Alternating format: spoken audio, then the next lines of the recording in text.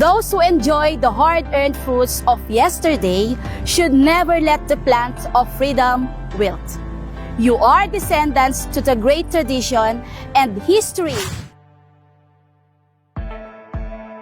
If you dare aspire to become a journalist, you are to be tasked to bring truth out in the open and let it speak to power, to bring voice to the silence and strength to the weak.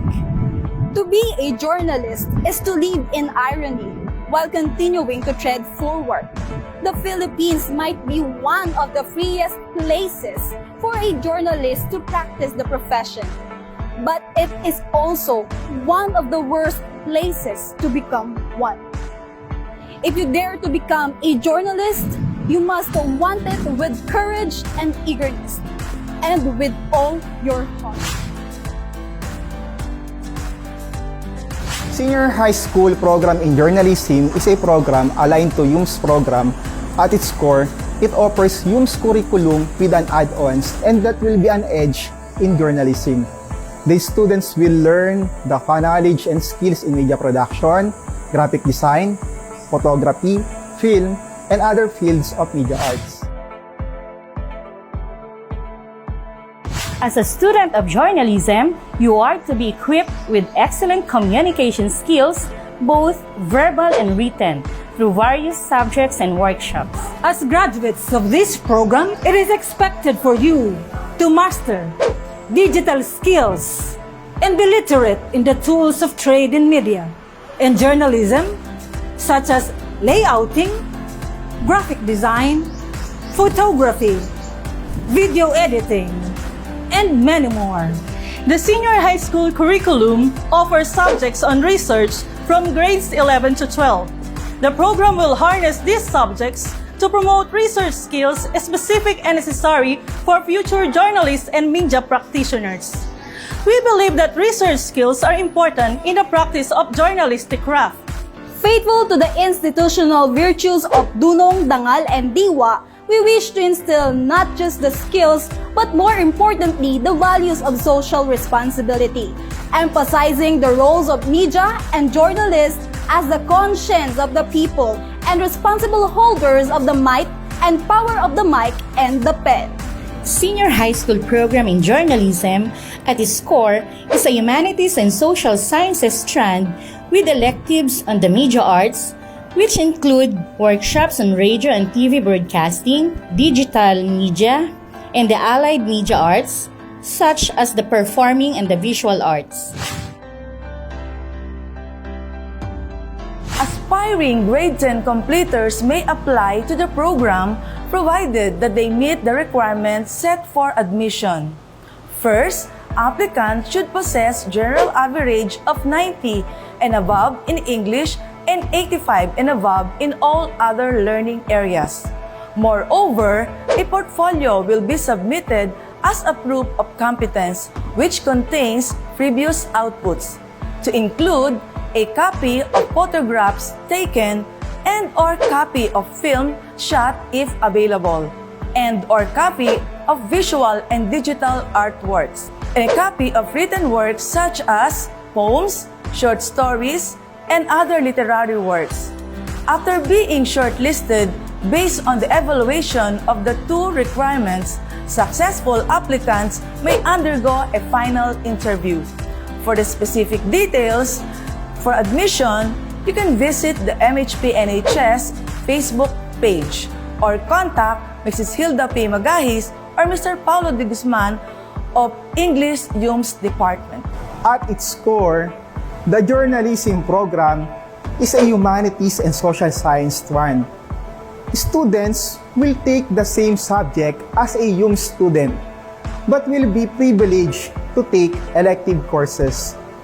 The program is designed as an immersive and synergistic curriculum of study.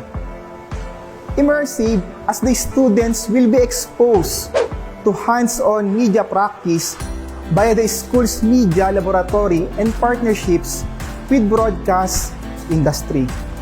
Synergistic as the program shall harness partnership and linkages with the academe and the industry to provide rich learning experience for the HSS PJ students. If you want to be an excellent journalist, not just good, be part of it, be trained, be good at it, excel. Enroll at Marcelo S. del Pilar National High School, program in journalism.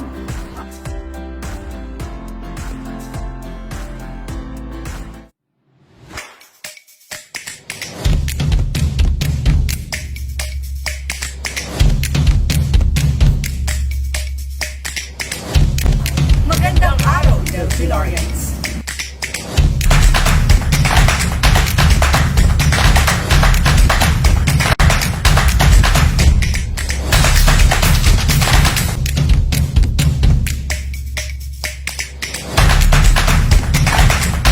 Sa taong po ito, pag-iniwan natin ang isang daan ng globe.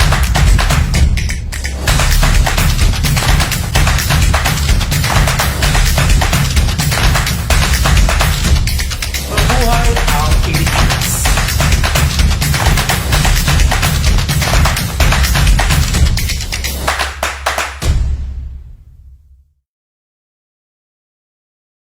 Makinig, manood, nasa teleradyo.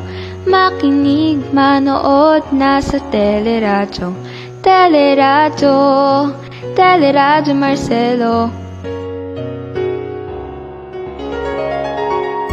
Sa gitna ng mapanubok na panahon.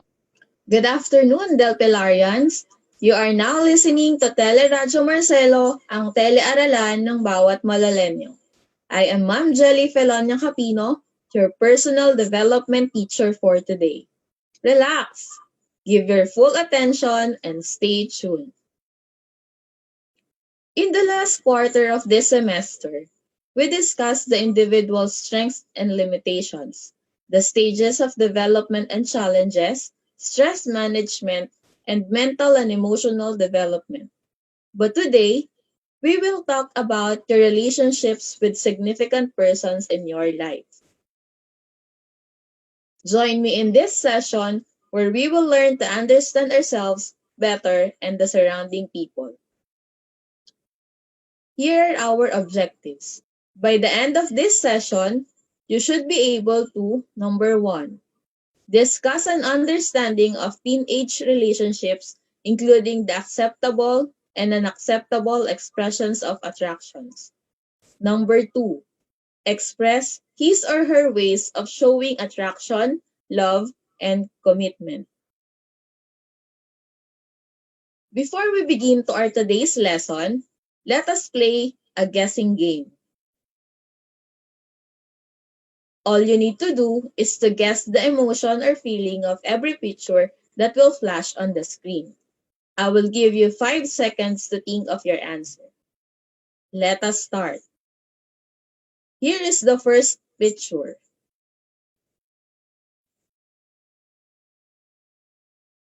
Correct. The answer is happy. Let us have the second picture.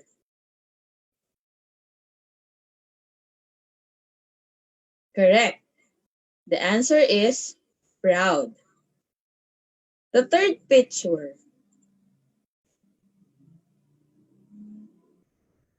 Correct. The answer is angry. Next picture.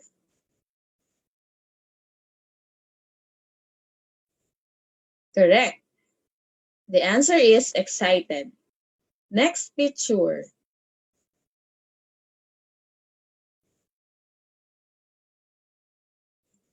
Correct. The answer is confused. Next picture.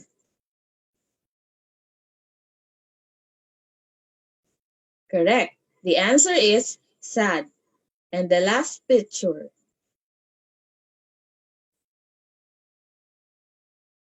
Correct. The answer is scared. Good job, Delpilarians. Certainly, I think you are now ready for today's discussion.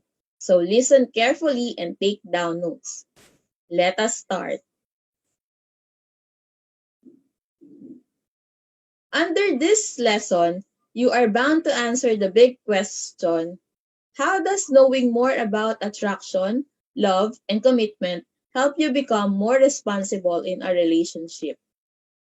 Later, we will determine the difference between attraction, love, and commitment, as they are equally important in becoming responsible when you are in a relationship. Here are some of the important terms that we have to go through before we proceed with our discussion. The first one is relationship. It is a state of connectedness between people, especially an emotional connection. The second one is personal relationship. These are relationships between people, especially those between friends, lovers, and family members.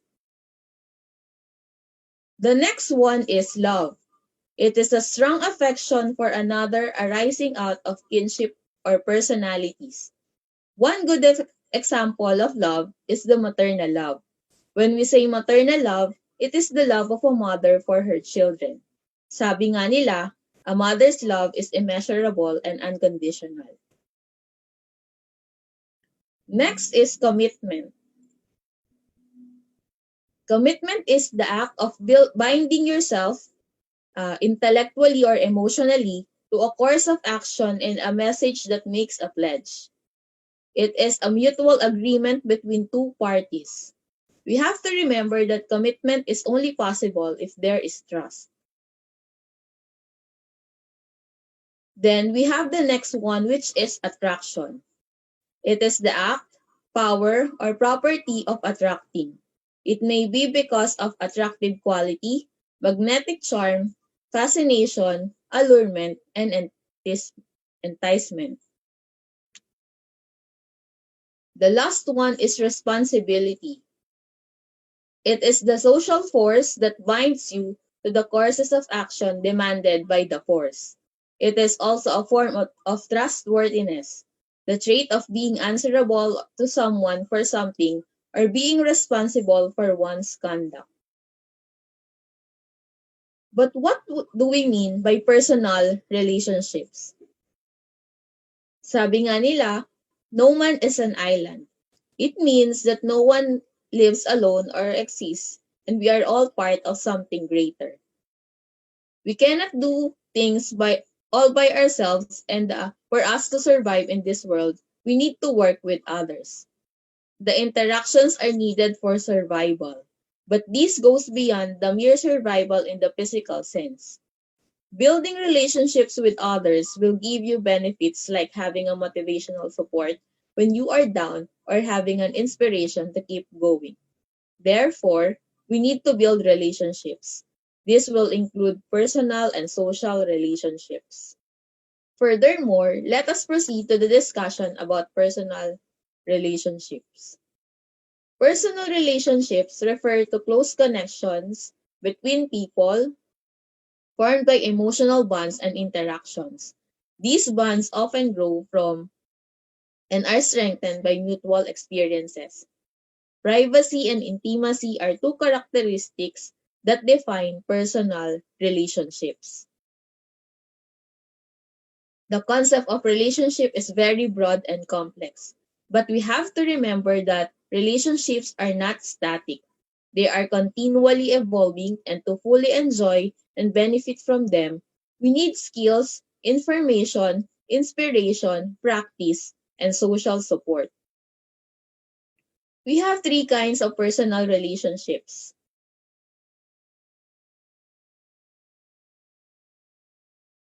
The first one is the family. The concept of family is an essential component in any discussion of relationships, but this varies greatly from person to person.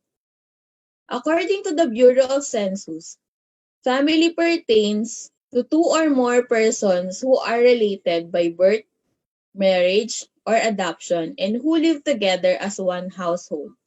Some typical characteristics of family are support, mutual trust, regular interactions, shared beliefs and values, security, and a sense of community. Though this may be how the Bureau of Census define family, However, there are many people who have family but they do not live with or to whom they are not bounded by love. For this reason, the roles of family vary across cultures as well throughout your own lifetime. Although the concept of family is one of the oldest in human nature, its definition has evolved considerably in the past 3 decades. Non-traditional family structures and roles can provide as much comfort and support as traditional forms. The second kind of personal relationship is the relationship that we have with our friends. A friendship can be thought of as a close tie between two people that is often built upon mutual experiences, shared interests, proximity, and emotional bonding. Friends can turn to each other in times of need. They increase their sense of belonging and purpose. So, we have to choose our friends wisely. Sabi nga ng isang quote, "Tell me who your friends are, and I will tell you who you are." Nicholas Christakis and James Fowler, social worker researchers and authors of the book Connected, find that the average person has about 6 close ties, though some have more and many have only one or none. Note that online friends do not count toward close ties. Research indicates that a large online network is not nearly as powerful as having a few close and real friends. Then we have the last one, which is the romantic partnerships. Romantic partnerships, including marriage, are close relationships formed between two people that are built upon affection, trust, intimacy, and romantic love. We usually experience this kind of relationship with only one person at a time. Romantic partnerships take time, practice, and complete trust. It is not simply emotions, but emotional integrity, which can be tested after you choose to pass challenges together. Now, we have here some acceptable ways to accept your attraction. Of course, for us to form a better relationship, especially romantic partnerships, there should be acceptable ways to express your attraction. The first one is to offer the gift of listening. Being a good listener can make you stronger, more caring person and bring a more supportive angle to your relationships. Listening demonstrates attentiveness, caring, and respect. When you listen to a person, it means you care. A person who knows how to listen knows how to love. The next one is to say please and thank you. Saying please and thank you are more than just recognizing, appreciating, and showing gratitude.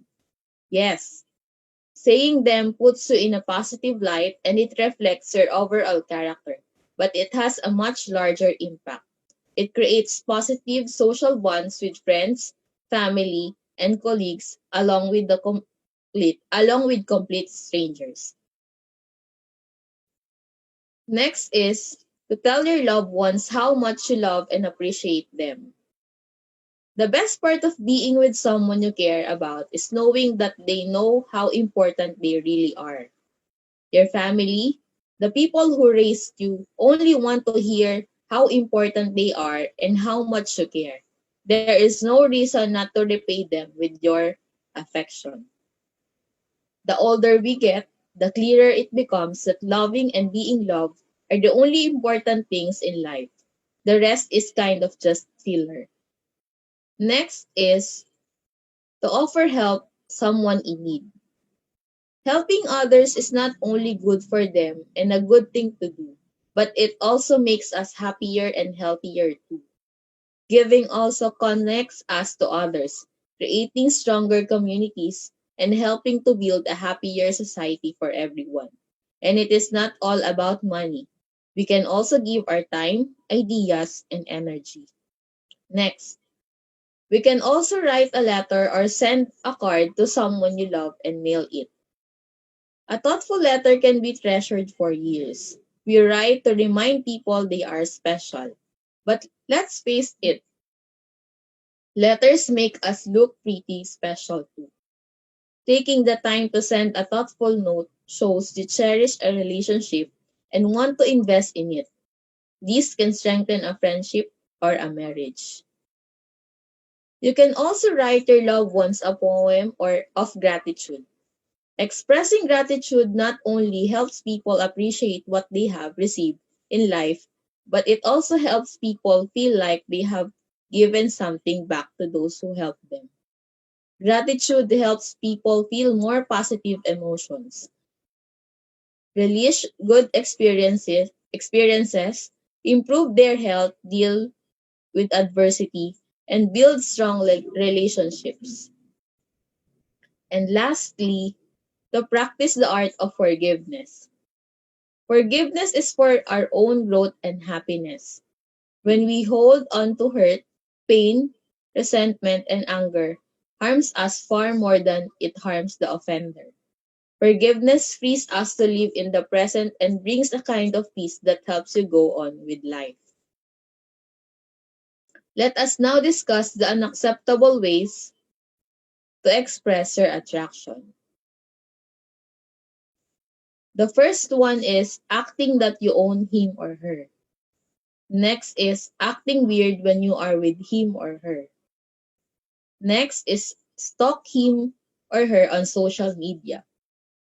And lastly, obsession. Why personal relationships are important? Healthy relationships are a vital component of health and well-being.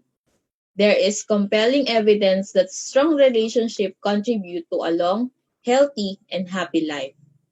Conversely, the health risks from being alone or isolated in one's life are comparable to the risks associated with cigarette smoking, blood pressure, and obesity.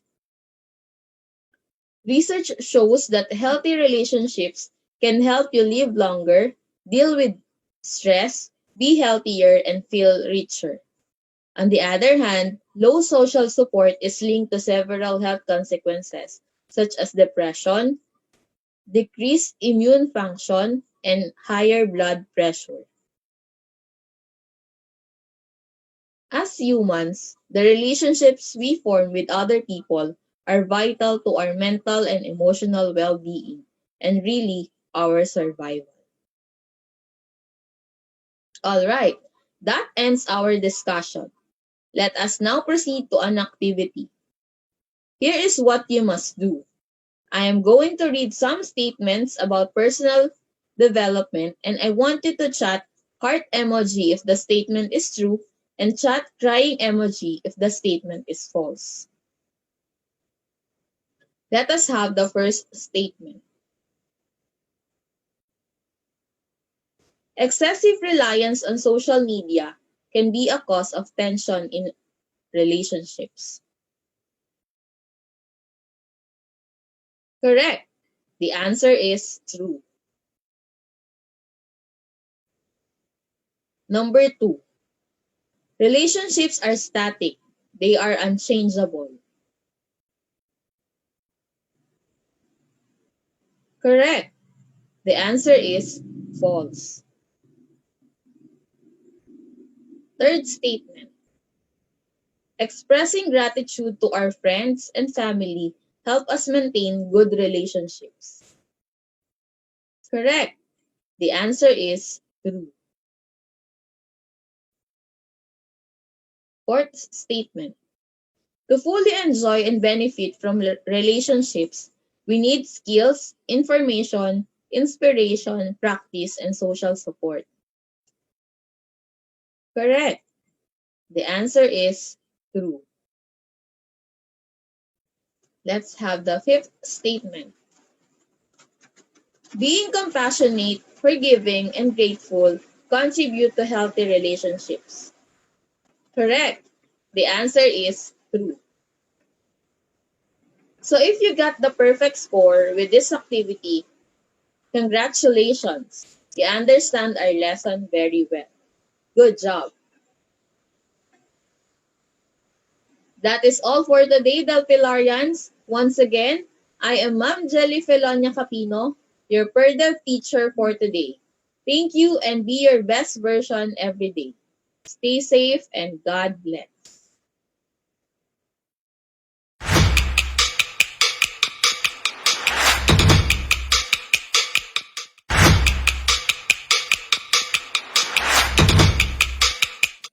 Kamusta?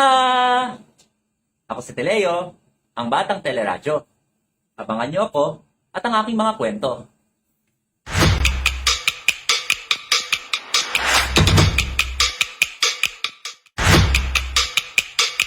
La la la la la la la la la la la. Wow! Ang ganda naman ng gusali. Nagandaan ka rin ba? Iyan ang unang gusali ng Marcelo, na noon ay Bulacan High School. Binuksan ito ng mga Amerikano noong 1906 sa bakura ng Kapitolyo. Nilarawan ito bilang the best and the most modern schoolhouse sa Pilipinas noong panahong iyon. Cool, di ba?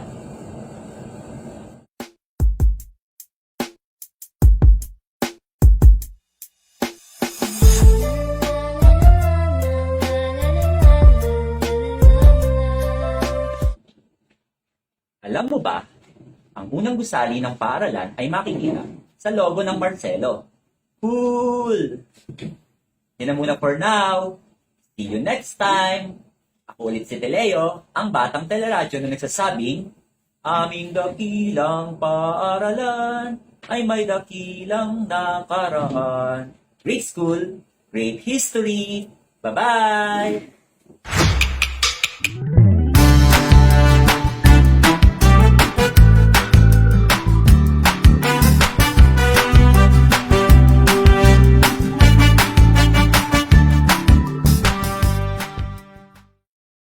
Radyo is always at your service. Kaya naman, ang feedback mo, suggestions nyo ay mahalaga sa amin to improve our programs on air and online. Para alam ni teacher yung strengths as well as the things in your mind na mas makatutulong sa mas effective na pagkatuto sa teleradyo. Please take time to send your feedbacks via Teleradyo Mu, which you can access by scanning the QR code on the right or typing the URL provided here, bit.ly/3ORVAY9.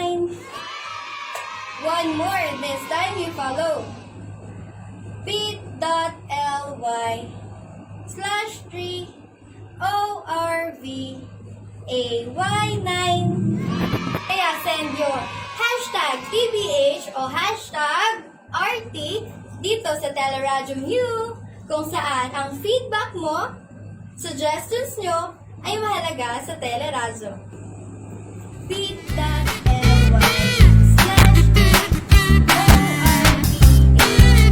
Makinig, manood na sa teleradyo. Makinig, manood na sa teleradyo. Teleradyo, Teleradyo Marcelo.